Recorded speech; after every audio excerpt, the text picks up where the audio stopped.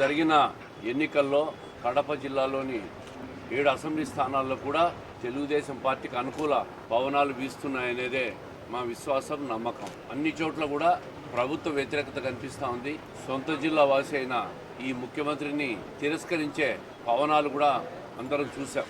కడప విషయానికి వస్తే వాళ్ళు ఆడిందే ఆట, పాడిందే పాట 10 సంవత్సరాల నుంచి జరిగింది. ప్రజలు వాళ్ళను తిరస్కరించినారు. ఎక్కడ చూసినా కూడా పెద్ద ఎత్తున తెలుగుదేశం పార్టీకి ఓట్లు వేసామని చెప్పి మాకు వస్తున్న సంకేతాలను బట్టి కడప నగరంలో కూడా తెలుగుదేశం పార్టీ అభ్యర్థి ఖచ్చితంగా ఘన విజయం సాధించబోతా ఉన్నారు. రాష్ట్రంలో కూడా తెలుగుదేశం పార్టీ గెలవబోతా ఉంది.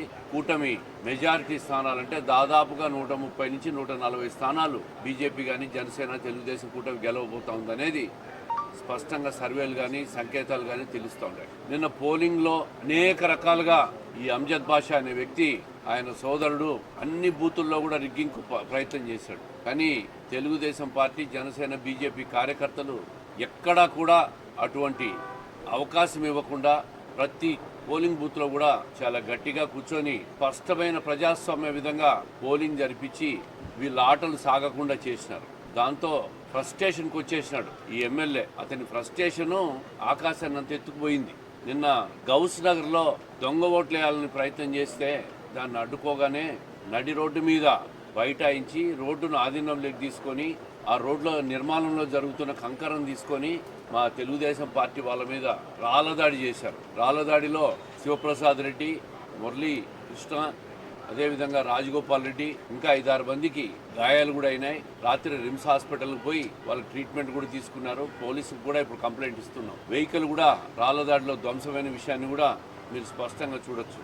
నడి రోడ్డు మీద తొడలు కొడుతూ ఈ ఎమ్మెల్యే సోదరుడు 10 సంవత్సరాలుగా ఎమ్మెల్యే ఉండి ఒక మంత్రిగా పనిచేసిన వాడు కడప నగరానికి ఏం సందేశం ఇస్తున్నాడయ్యా అంటే నడి రోడ్డు మీద కారు ఎక్కి తొడలు కొడతా ఉండాలి. అంటే ప్రజలకు ఏమి సంకేతం ఇస్తున్నామని ఇంగిత జ్ఞానం లేకుండా, సంస్కారం లేకుండా, పోలింగ్ అయిపోయినాక మళ్ళీ మాదే అధికారం, రేపు మాకు అధికారం వస్తే కడపను మరో అగ్నిగుండంగా తయారు చేస్తాం, మాఫియాను తయారు చేస్తాం, ఇక్కడ చెప్పలేని పదజాలాలు చాలా ఉన్నాయి. ఆ విధంగా కడపను మేము మా ఆధీనంలోకి తీసుకొని గుత్తాధిపత్యం చేసి ఒక మాఫియా డన్గా తయారు చేస్తామని చెప్పే విధంగా నిన్న వాళ్ళు పోలింగ్ అయిన తర్వాత చేసిన వేష భాషలు చూస్తే మనం అర్థమవుతాం. అయ్యా నాకు కూడా వచ్చు, నేను నిన్న కనుసైగ చేసింటే గౌస్ నగర్ కాదు, నువ్వు కడప జిల్లాను వదిలేసి బయటికి పోయేవాడివి.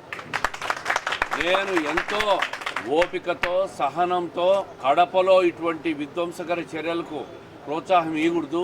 ఇది కడప ఒక మంచి నగరంగా తీర్చిదిద్దాలా, దీన్ని తయారు చేయాలా, నీలాంటి మాఫియాలను తయారు చేసి ఈ నగరాన్ని, నీలాంటి వాళ్ళను కడప నుంచి తరిమేయాలా అని ఎంతో ఓపికతో ఎక్కడా కూడా ఎవరిని రెచ్చగొట్టకుండా చేశాం. 1 సైడ్గా రాళ్లదాడి చేశారు.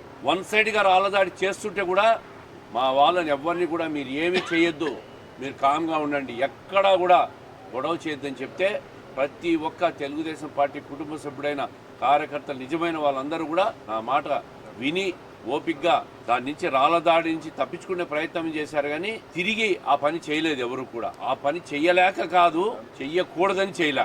ఈ విషయాన్ని ఈ అమ్జద్ బాషా గుర్తుపెట్టుకోవాలా. 20 రోజుల తర్వాత తెలుగుదేశం పార్టీ అధికారంలోకి వచ్చిన తర్వాత నీ పరిస్థితి ఏందో నువ్వు మళ్ళీ కార్ల మీద ఎక్కి తొడలు కొట్టి అప్పుడు చూపించిన ఆయన నీ సంగతి తెలుస్తుంది.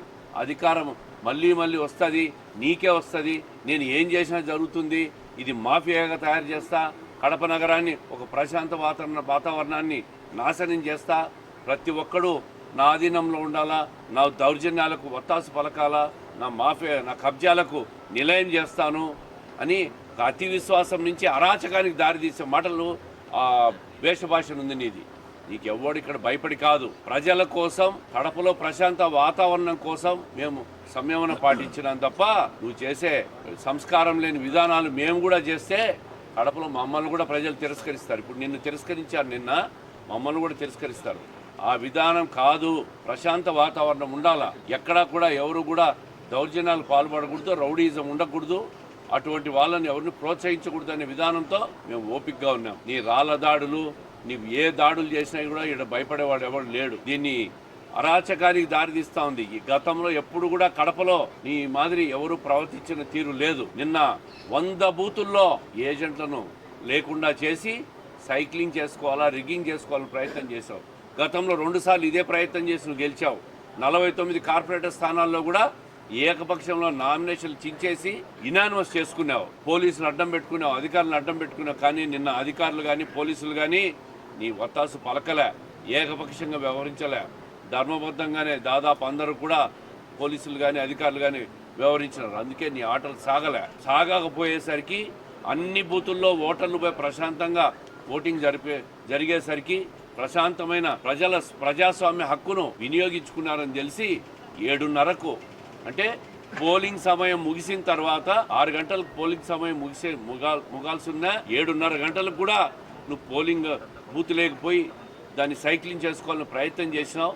దాన్ని అడ్డుకుంటేసరికి నీలో ఫ్రస్ట్రేషన్ బయలుదేరింది. నువ్వు, నీ తమ్ముడు, నీ అల్లుడు, వివిధ మేయర్లు, కార్పొరేటర్లు అందరినీ ఎగేసుకొని వచ్చి రోడ్డును బ్లాక్ చేసినావు, రోడ్డును దిగ్బంధం చేసినావు. అటు ఇటు ట్రాఫిక్ సామాన్య ప్రజలకు ఇబ్బంది కలిగించే విధంగా చేసినావు. ఇవన్నీ కూడా ప్రజలు గమనిస్తూ ఉంటారు, మేము గమనిస్తూ ఉన్నాం. నువ్వు ఏమేమైతే ఎవరికైతే రాళ్లదాడులు చేశారో, వెహికల్ ధ్వంసం చేశారో వాళ్ళందరి మీద మేము కూడా ఈరోజు కేసులు పెడతాం. ఈ కేసులన్నీ నిలబడే విధంగా చేస్తాం. నీ మీద రేపు అధికారం తెలుగుదేశం పార్టీ వస్తుంది, గెలుస్తున్నాం. దీంట్లో రెండో అనుమానం లేదు. నువ్వు కూడా భవిష్యత్తులో ఇవన్నీ కూడా చూడాల్సి వస్తుంది. మిస్టర్ అంజద్ బాషా, నీ అరాచకాలకు కడప ప్రజలు అడ్డుకట్ట వేశారు. ప్రజాస్వామ్యాన్ని కడప ప్రజలు కాపాడారు. ప్రజలకందరికీ కూడా, పార్టీ కార్యకర్తలకు కానీ, జనసేన కానీ, బీజేపీ కానీ ప్రతి ఒక్కరికి కూడా ప్రజాస్వామ్యాన్ని కాపాడినందుకు, కడపలో ఈ మాఫియాను పారదోలే ప్రయత్నంలో ఓటు హక్కు వినియోగించుకునేందుకు ప్రతి ఒక్కరికి కూడా ధన్యవాదాలు తెలియజేస్తున్నాను.